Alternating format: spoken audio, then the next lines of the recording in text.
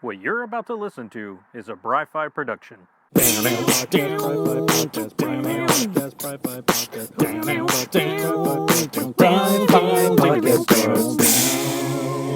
everybody, and welcome back to the Bry-Fy podcast.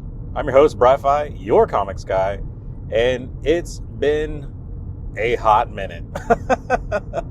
The last time I recorded an episode for you guys was right before a hurricane, and then I just kind of went no contact for the next 3 weeks. I apologize. It was a lot, man. Thankfully, the house did not receive any damage. My family's safe. All my family and friends seem to be doing all right. My friends up in Houston seem to be doing better now, so I really appreciate that, and I'm thankful for all that. The only bad thing that happened down here for me is that my house lost power for like 4 to 5 days. So all of our food just, ate it.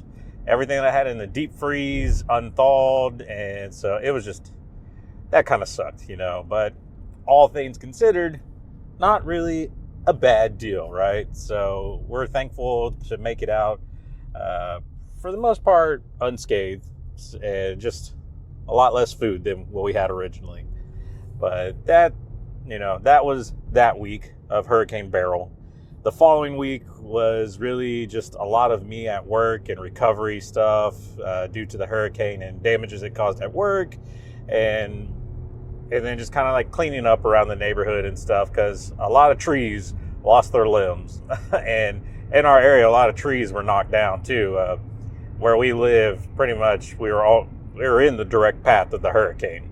In fact, it was funny because normally I never hear my city or county ever mentioned on national news until Hurricane Beryl and where it was going to make landfall. So it was like, oh shit. Hey, I'm from there. Wait, I'm there. So that was kind of fun and kind of crazy.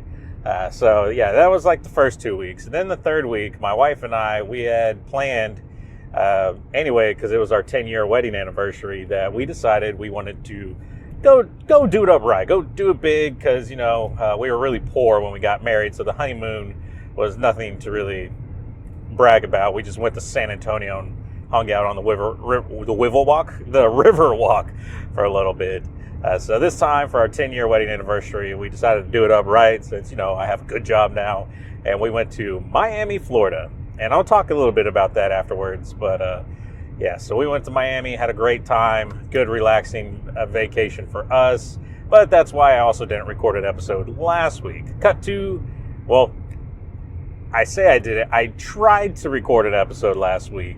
And by the time I got back in town and got things ready to post, San Diego Comic-Con happened this weekend, and it ruined most of my nifty nerd news on speculation and things, because now those questions were answered at San Diego Comic-Con. So that's what this episode is for this week, is because last week was a bust. So now here we are. We're back for the Bry-Fy podcast, hopefully on a regular schedule again. I don't foresee any hurricanes coming in the near future, knock on wood. So we'll see how that all plays out. But without further ado, let's talk about some nifty nerd news.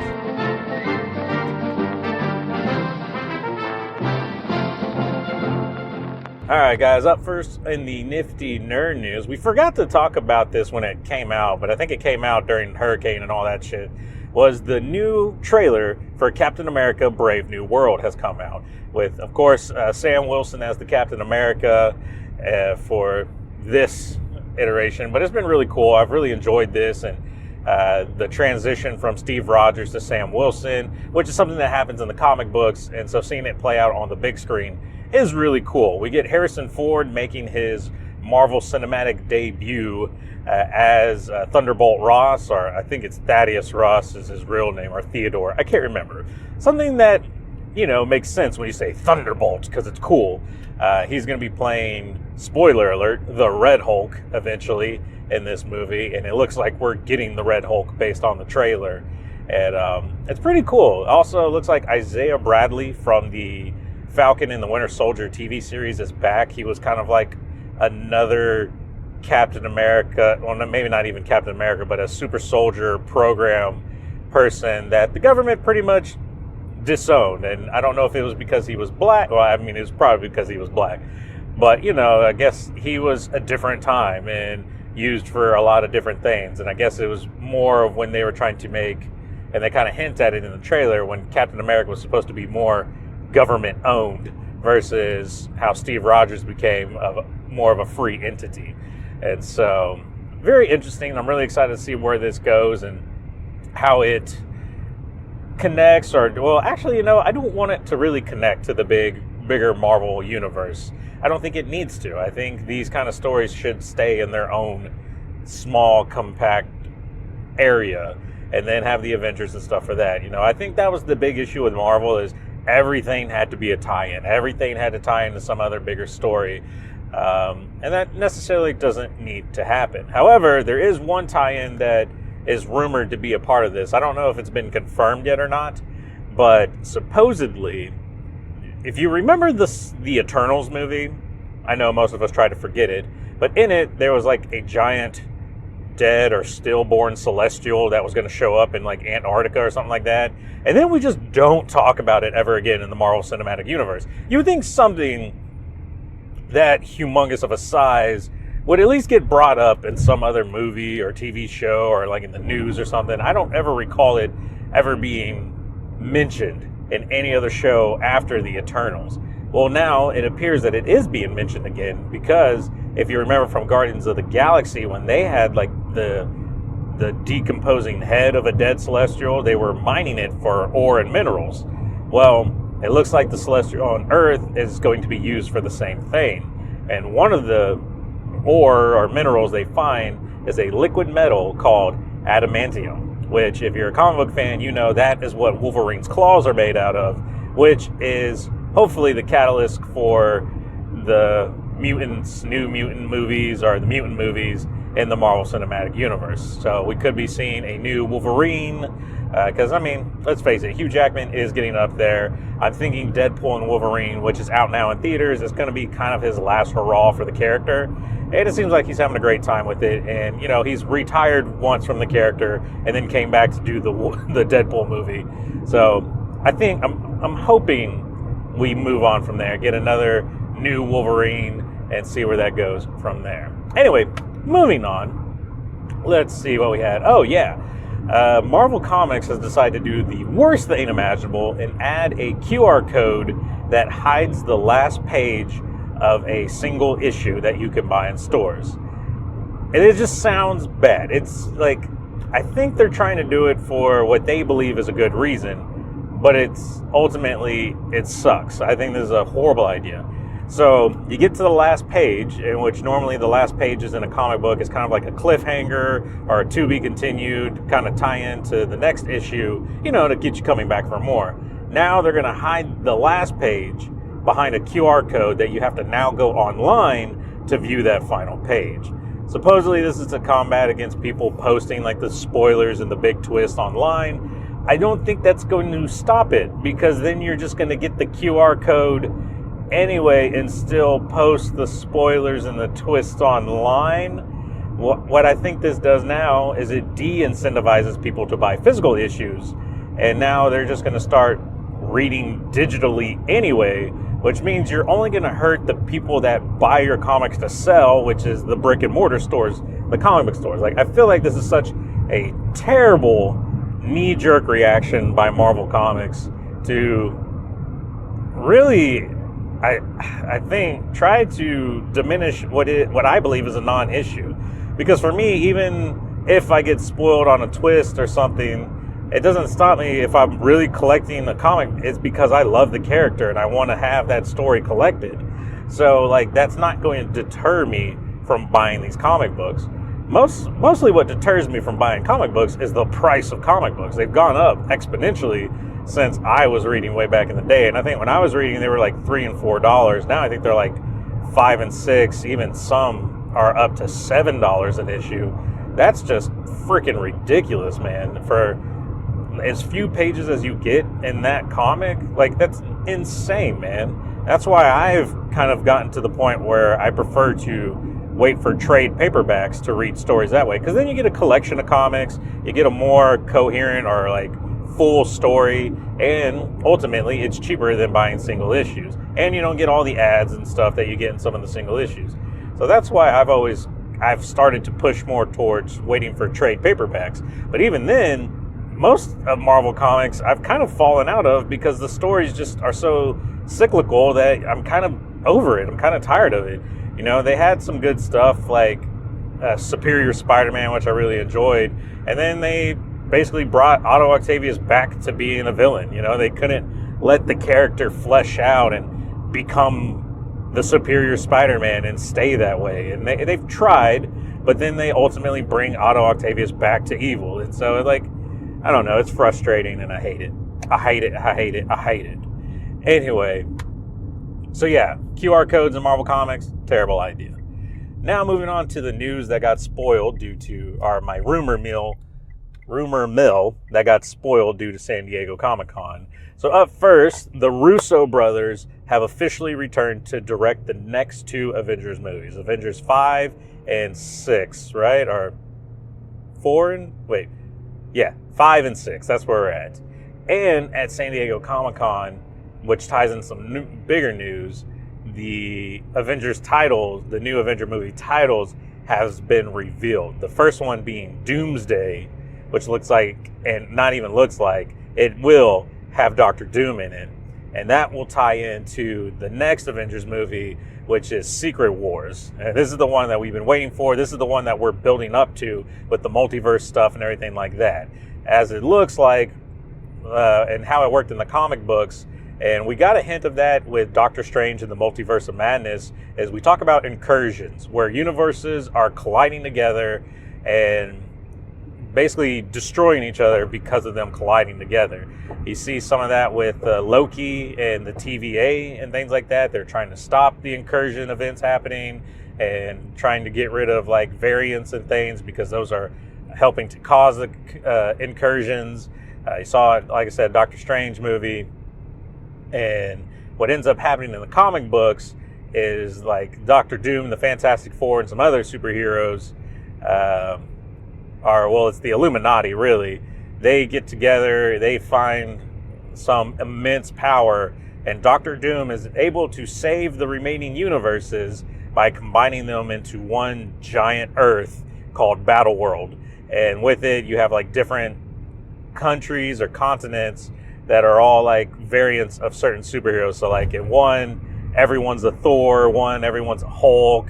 There's like the Spider-Verse that ties into that as well. So there's a lot of cool things and cool variant stuff that you can get, which looks like we're going to build to come Doomsday and Secret Wars.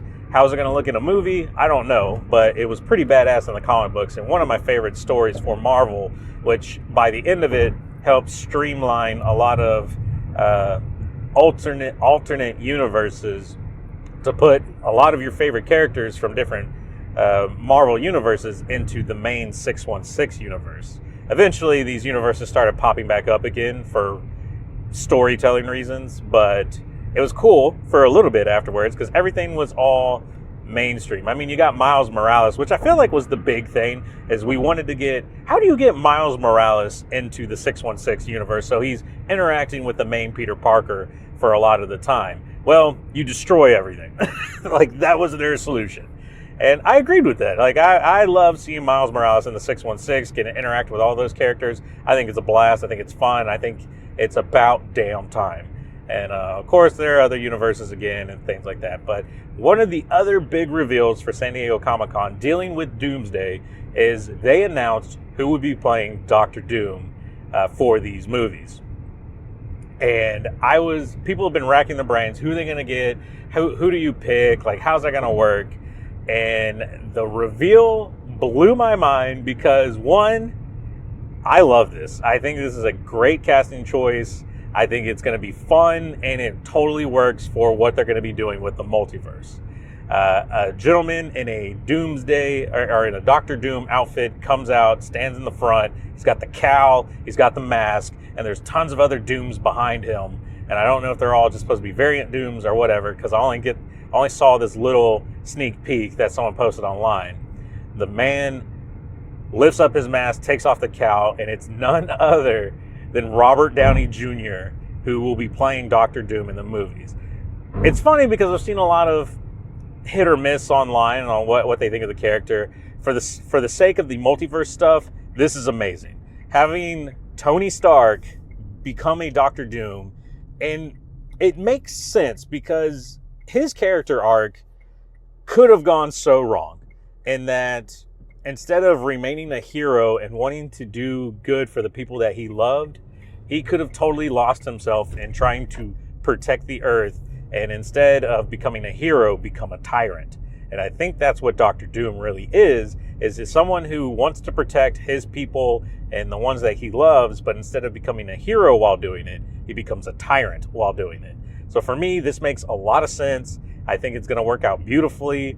It is definitely a huge draw for fans of Marvel who loved Robert Downey Jr. as Tony Stark and playing a hero and really being the flagship of this franchise for the past 15, 20 years or whatever since Iron Man came out, to now have him kind of be the catalyst for the next set of Avenger movies in a bad way, I think is really cool and really interesting, and I can't wait to see how they pull this off. The Russo brothers are in charge. I have the utmost faith in them, and so I am super, super excited to see where they go from here. The last bit of nifty nerd news that I have for you guys involves Nintendo, another tyrant, if you will. So Nintendo has decided to try to crack down, and they didn't say it this way, but this is exactly what they mean, on all the Nintendo porn that's out there.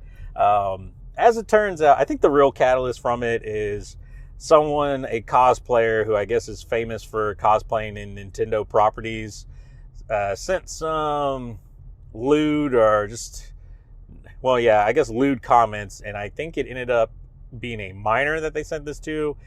It is bad, and it looked bad for Nintendo in that sense because all they saw was Nintendo characters sends lewd photos to minor, when in reality it's a cosplayer doing all this.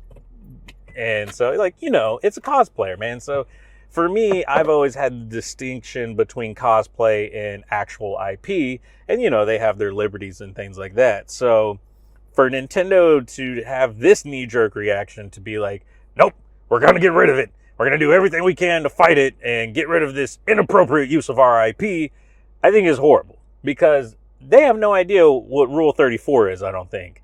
And if you don't have any idea what Rule 34 is, let me enlighten you.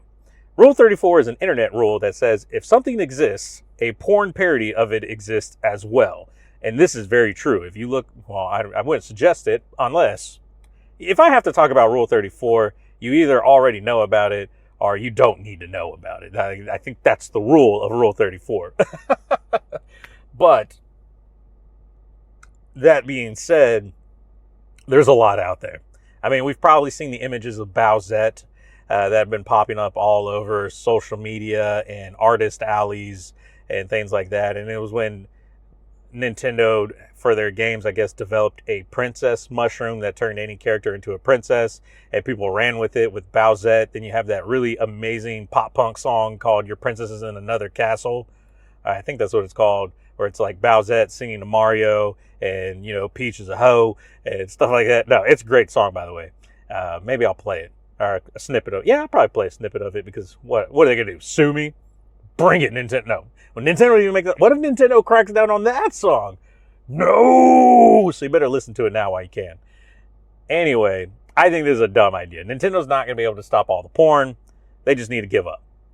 Just embrace it. Create your own Nintendo porn. Official Nintendo Rule 34. And then you can profit off of it, and the fans get what they want. No.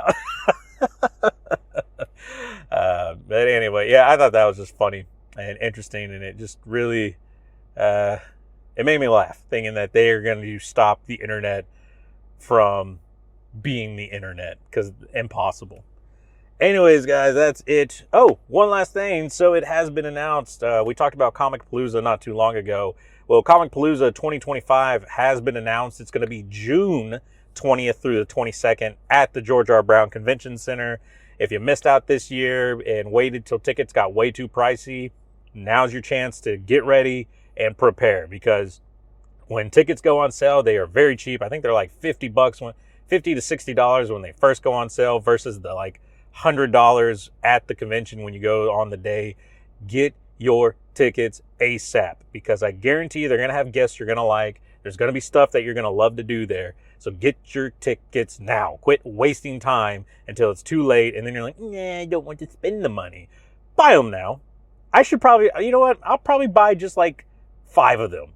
Well, I don't know if I can do that. Like, I don't make that much money. But, you know, like, buy some tickets, save them. At the very least, you can sell them and get more than your money back, because like you bought them for 50, they're going on sale for 100, just sell them for like 60 or 80. That's a deal for everybody, and you make a couple of dollars off of it. So like, come on, man. Anyway, that's all. Okay, look, I don't promote scalping, but you know. Anyway, that's it for the Nifty Nerd News, guys. After this, we're going to talk about some of my Miami vacation for you, so stick around for that.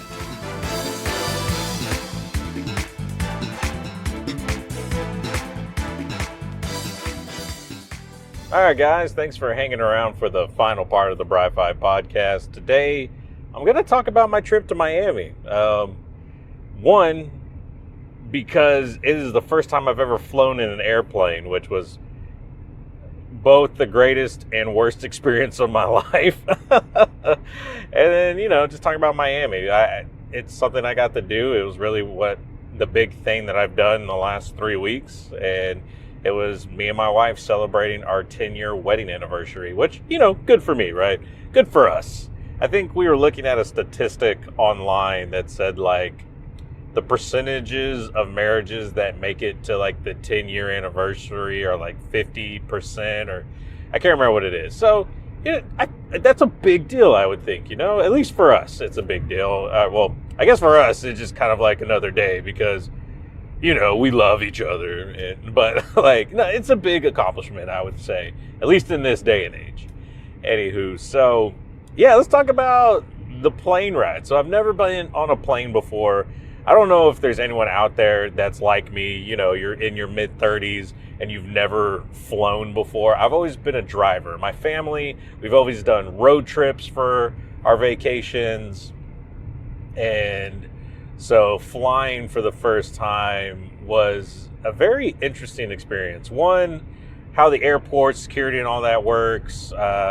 Some things were pretty smooth. Some things were kind of weird and frustrating. It was what made things kind of interesting was the day we chose to fly, which was Friday, July 24th, 21st, maybe? I think it was like 21st. Either way, that was when there was some crazy Microsoft update that pretty much grounded all flights, all types of computer-based, like anything that used Microsoft for anything was like halted. It was like the day the earth stood still for like a couple of hours. But thankfully for us, our flight only got delayed by 15 minutes. But there were tons of people in the airport, which I was like, wow, there's so many people. Our flight was at 6:30 in the morning and we didn't leave. Our boarding was supposed to be No. The flight was to leave at 6:30. It ended up not leaving until 7:05, I think is what the actual time we left was. But there were some people there when we showed up. I think we were in the airport about 5 o'clock and it was full. It was because all these people in their flights that got grounded because of the Microsoft outage, which was insane. So that, like, we made friends with some people that were all flying to Dallas, and it was just really cool getting to talk to them. And they were giving us a lot of cool, like, tips and tricks and ways to, like, manage our anxiety because it was skyrocketing for me and my wife. And thankfully Casey had some pills from her doctor to help calm her down, and I was just too scared to take them because we got a rental car in Miami, so I knew I was going to be driving when we got to Miami, so I didn't want to be potentially on drugs and driving. Even though it was anxiety medicine, right? But anyway, so yeah, getting to make friends there, and they kind of gave us tips and tricks. Ultimately, though, the flight went great, man. I think for turbulence for this flight, there was like 0 to none, like none. Basically, it was like the best, smoothest flight you could have ever hoped for, especially for someone like me who was already on edge, and this being my first flight. So yeah, that kind of worked out in my favor. What was really cool for me, and actually not cool for my wife, was takeoff. So it was really funny. I like takeoff because it reminded me a lot of like a roller coaster. You know, the G-forces getting pushed back into your seat and then going into the air. Yeah, it made my stomach feel really weird, but I preferred that versus landing, which felt like my stomach falling out, like, because you're feeling the plane drop, and in your mind, the one thing the plane shouldn't be doing is dropping. So like, I'm freaking out. And funny enough, my wife preferred landing over takeoff, where I preferred takeoff over landing, because then you hit the runway and they have to stop the plane. So it's like immediately as soon as you hit the ground, it feels like they just slam on the brakes. And so like you get thrown like forward in your seat, and like that was not a fun experience for me. And I guess it's just because I'm like, this is where everything's going to go wrong. Like, I don't know. It was freaking me out. But ultimately, the flight there and the flight back went very well. And on the flight back, we had a bit of turbulence, but it wasn't even that bad. It was like what you would get while driving on like a highway in Houston, right? So yeah, if I would fly again. Like, it wasn't a bad experience. I would probably fly again. Probably just not a huge flight. Just, keep it like 2 to 3 hour flights. Anyway, so we get to Miami, and I got to tell you guys, Miami is colorful. It is a very gorgeous, colorful type of city, and there's just so much there. There's so much plant life, which I found really awesome and really cool. You get the classic palm trees down the middle of the roads and things, but then there was just tons of plants, especially by the beach. And we stayed at the Ritz-Carlton on Miami South Beach, and like from between the hotel and the beach, there's like, I guess like not a boardwalk, but like a walking path that was paved and everything. And it was just full of greenery and plants and just beautifulness, and like the whole city is kind of built like that, which was really nice, man. I really enjoyed it. That being said, the highways there are god awful. Driving around Miami, I will never ever say a bad thing about Houston highways and traffic ever again, because it's a whole different thing there in Miami. First off, all the highways, the speed limits are like 55 miles an hour. So like in Houston, you're used to like people just flying through the interstates and the highways at like 70, 75, even 80. Over there, it's very much slower. And the people who are going faster are still only going like 60. And at first, I was like super frustrated with it, because I'm like, why is everyone driving so slow? But then when you learn how chaotic the highways and the exits and like the transfers to other highways are, you kind of need to drive slow, because there's no, like Houston, you have time. You have like the ability to say, oh, my exit's coming up in like the next 2 to 3, like here's a sign that warns me and gives me a great heads up so I have time to get over. Miami doesn't have that. Miami is basically like the Hunger Games if they were a highway. And so it's really just fending for yourself and exiting off of one highway just to immediately have to exit off to a different highway to get where you want to go. That, or every place we picked was like the worst possible place to pick if you're going to drive on a highway. I don't know. And the construction was god awful there at the same time. Like Houston has construction, but it's like their roads are still drivable. Where in Miami, the construction makes the roads almost undrivable. Plus, I feel like the lanes were a lot skinnier, and it felt like cars were just way too close. I don't know. It was just a lot that I did not enjoy about driving in Miami.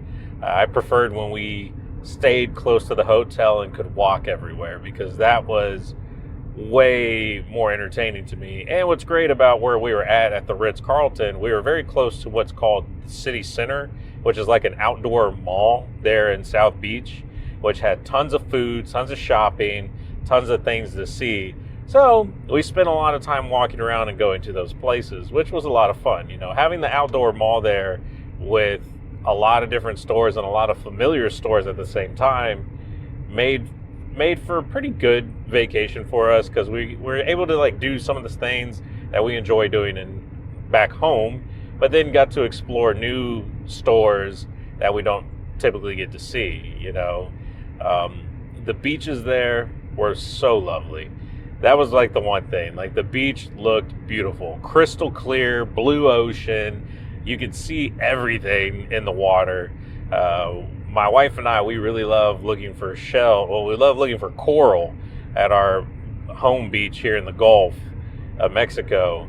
And it's really hard to find coral here in the Gulf of Mexico. But when we were there in Miami and South Beach, you couldn't go a step without finding coral. We brought home so much coral. We were putting coral back that wasn't pretty enough for us to take home, because it's just littered all over the ground over there like trash. There's coral everywhere. So it was like a paradise for us, just getting to walk along the beach and enjoy shell hunting, because that's what we like to do.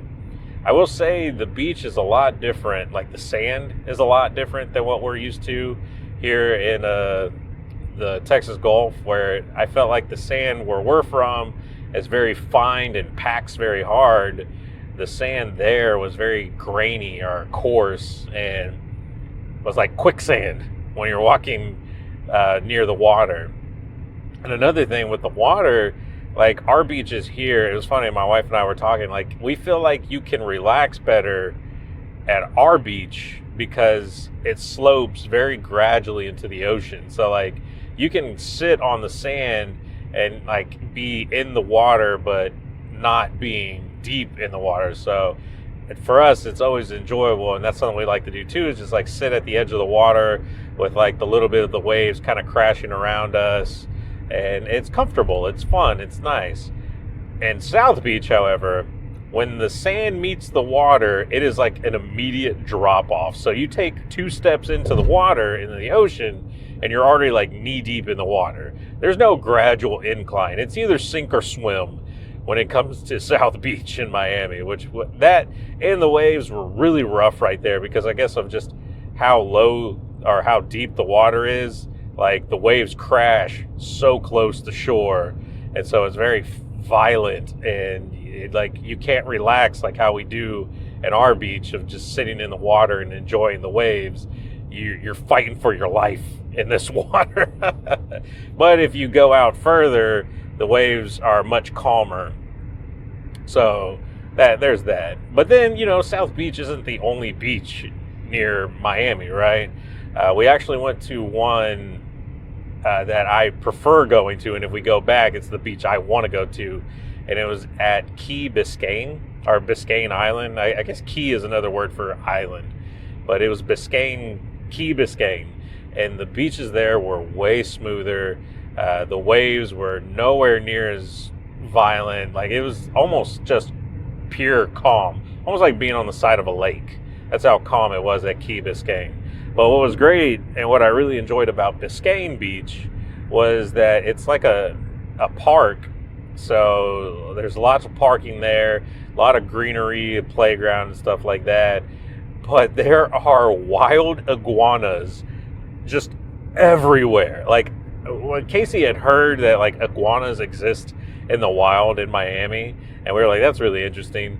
But when we went to Biscayne Beach, the amount of iguanas that were just in the trees, walking across the grass, on picnic tables, was insane, dude. And then there's parakeets that just exist in the wild because that's, I guess, the natural habitat for them.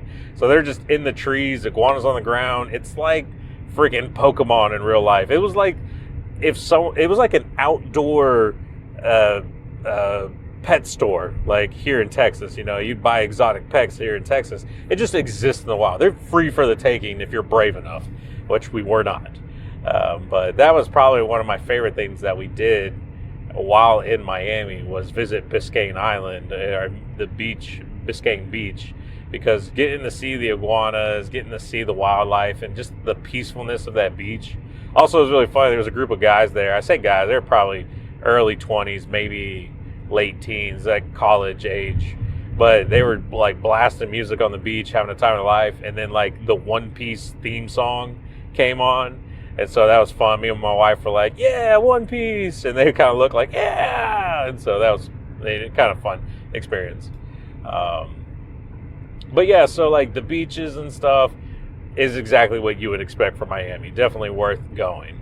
The food there was fantastic as well. Getting to eat all kinds of different things. Of course, me and my wife love Italian, so we were finding Italian restaurants. We found some really cool breakfast places to eat. Funny enough, my favorite Italian, well, not even Italian, but like one of the things I realized I ate the most there in Miami was pizza. It just never failed. We went to like one Italian restaurant. It was, I think, IT Bistro or something. I don't know what it was. It's like some fancy hipster place that overcharges for everything. And I honestly was not that impressed with it. My wife got the lasagna and it tasted okay. But like, and it's like, its big thing is like, oh, it's homemade, you know, just like grandma would have made it or something. And it just, I don't know if grandma needs to go to culinary school or not, but it just wasn't that great to me. I ended up getting a flatbread pizza, sorry, words. And it was okay. It wasn't like, oh God, this was totally worth the $18 I paid to get this like 6-inch pizza. But like, it was good. Like, I enjoyed it. However, later in our vacation time, there was within walking distance was a pizza place called the Pizza Bar, and they sold like big ass slices of pizza, like New York style pizza. And I got to tell you, that was hands down the best pizza I've ever had in my life. Like, that was fantastic. And the slices, for something that was, I would argue, bigger than what I got at the fancy Italian restaurant place, was only like $12 compared to like the 18 I spent, and it tasted way better too. And so the Pizza Bar is the place to go, man. Can't even remember where, like, we ate at the resort at some fancy, like, the culinary arts of cooking, and it was good. I really enjoyed it. I can't remember what I had, like a Mediterranean dish that was just, it had like, was it risotto noodle, like kind of like rice noodle, I don't know what you call them. It's like noodles, but they're small, and it was like a tomato based sauce and chicken on top. It was friggin' delicious. Super expensive though. Friggin' expensive. Friggin' delicious, friggin' expensive, which is kind of like the key in Miami. Everything is friggin' awesome, but friggin' expensive. But my wife and I, one of our favorite places we found, and we went to multiple days, was this smoothie place, and we would go there for breakfast, and it's this tiny little place called 10 Fruits. Yeah, 10 Fruits is what it's called.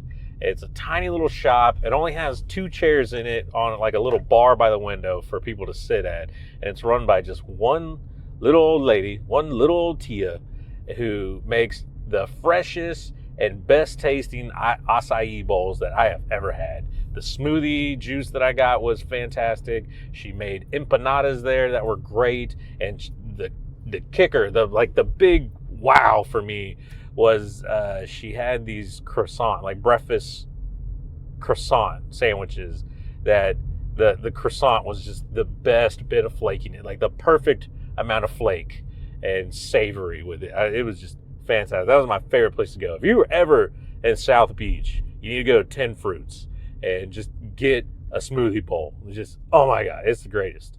And it was just fun. Like that was hands down our favorite place to eat at, and it was great. I think the only other thing that we really did big, or that I really, really liked going, is, hey, I'm a huge baseball fan. The Miami Marlins had home games that weekend. I had to go see a Miami Marlins game, and I'm glad I did, man. We had a bunch of fun there. They ended up winning, which was great, and we got to see like 2 home runs from Miami, so that was fantastic. You know, get to see the home team do their shit, and everyone's cheering and having a great time. Getting to walk around the stadium, you know, investigate. I got to see what's around there, right? You know, that's my thing. I'll sit, watch a couple of innings of baseball, and then you got to get up, walk around, see what's around. And I think it was called Lone Depot Park is the name of the stadium. I got to look at the pictures. And one of the cool things that they had there is they had a bobblehead museum, which had bobbleheads from like every baseball team, and like all their like promotional bobbleheads and giveaways that they do, they somehow have them here in Miami at their park. And what was great is the stand that they had all these bobbleheads on was behind like this big glass thing, and the stand rocked back and forth, so it made all the bobbleheads bobble. And like, you can't see this, but as I'm telling you this, I'm bobbling my head back and forth. But that was the cool, like a really cool thing, because it had every team there. So I got to see like the Houston Astros stuff. They had Rangers, Yankees, Red Sox.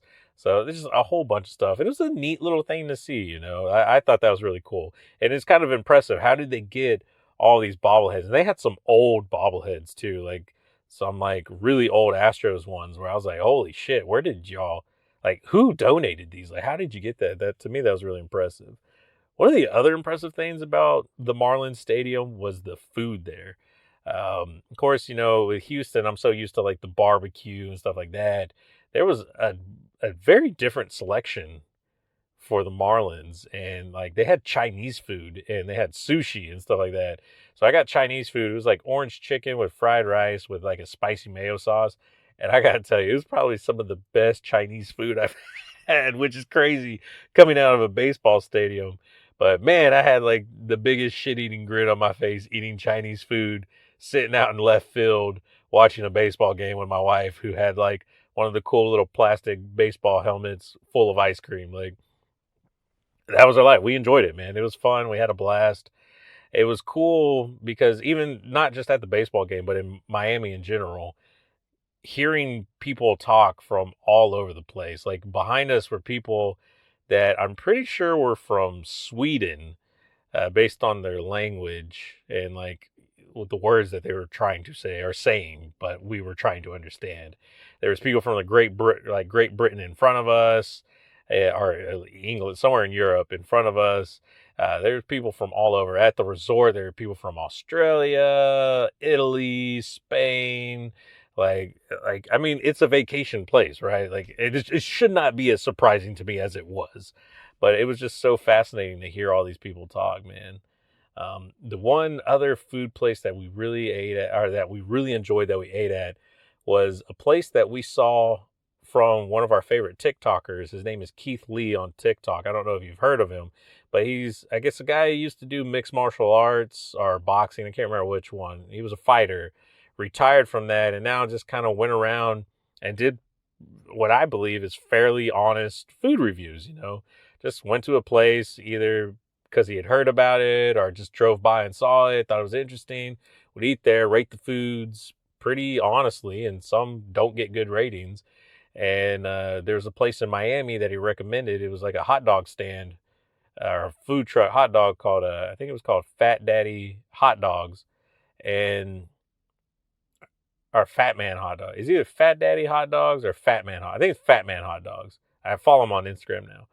And he said, hands down, these were the best hot dogs in Miami. And so we decided to go there, try it out.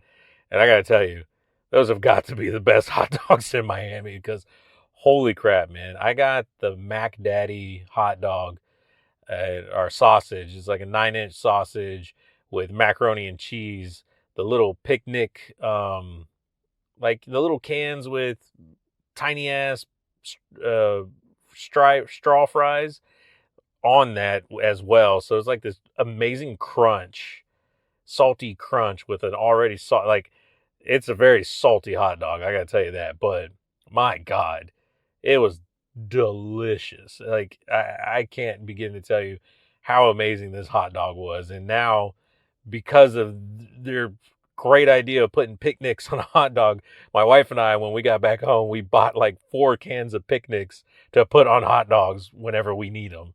Like, it was like a reminder, like, oh yeah, this crap tastes delicious. Why aren't we using this in our everyday lives? But yeah, man, Fat Man Hot Dog was great. And he talked to us, the owner, the guy talked to us like, oh, you guys are from Texas and stuff. Cause we told him like, hey, we saw y'all on Keith Lee when he talked about y'all, and we're from Houston, Texas. We wanted to come out and visit. And dude, celebrate our wedding anniversary, but also while we were here, we wanted to check you guys out. And like, he talked to us. I think he filmed us to possibly post on social media, and hopefully he didn't, because I feel like I embarrassed myself just talking in general. I don't know why I do a podcast, but it was fun, man. It had a great time. People were really friendly over there. And we just had a blast, man. It was relaxing. It was fun. The beach looked lovely. We enjoyed walking. Everything was super expensive though. So next time I go, I definitely want to do it for a lot cheaper, because I just felt like I couldn't spend the money on gifts and other things, because I felt like I spent so much money on like the resort and the car rental and things like that. So maybe save money in other places so I can spend more money in and like the restaurants. We did it up big because it was just me and my wife, and it was our wedding anniversary. So, we were doing nicer places than what we would normally do. So, except for the smoothie place. The smoothie place was like exactly what we would do. And it was just too good to pass up, man. But yeah, it was a blast, man. I really enjoyed it.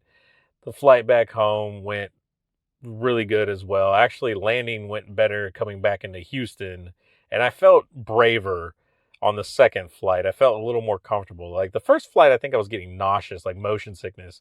Second flight did a lot better. I think the big thing that helped me with flying was I brought my Nintendo Switch with me, so I was playing. And the flight from Houston to Miami was only like a 2-hour flight, but having the Switch and being able to play the game and really distract myself while on the flight was a huge help for me. And so if you're ever worried about flying, get a Nintendo Switch. Have something to do to preoccupy your time. It helps it go by quicker, and it helps you focus on something different than the thought of you're in just this giant metal gravity-defying thing 30,000 feet in the air, traveling at 600 miles an hour, just could die at any moment. Like that, and it bothers me now that I'm thinking about it. But at the time, I was just playing Assassin's Creed 3, just killing some British people. I was probably making the lady in the seat next to me uncomfortable because I was just doing the best assassination attempts. But anyway, so yeah, that was our trip to Miami, man. We had a lot of fun. I enjoyed it. It was a good vacation. It was a good reboot, especially with everything that happened with the hurricane and just being super busy at work.